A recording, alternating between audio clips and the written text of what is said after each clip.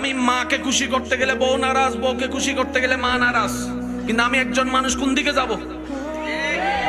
ইসলাম বলে তুমি তোমার মার কি সন্তান, তুমি তোমার বউয়ের কি স্বামী।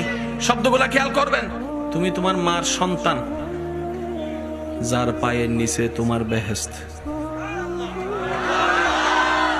তুমি তোমার মায়ের পায়ের নিচে।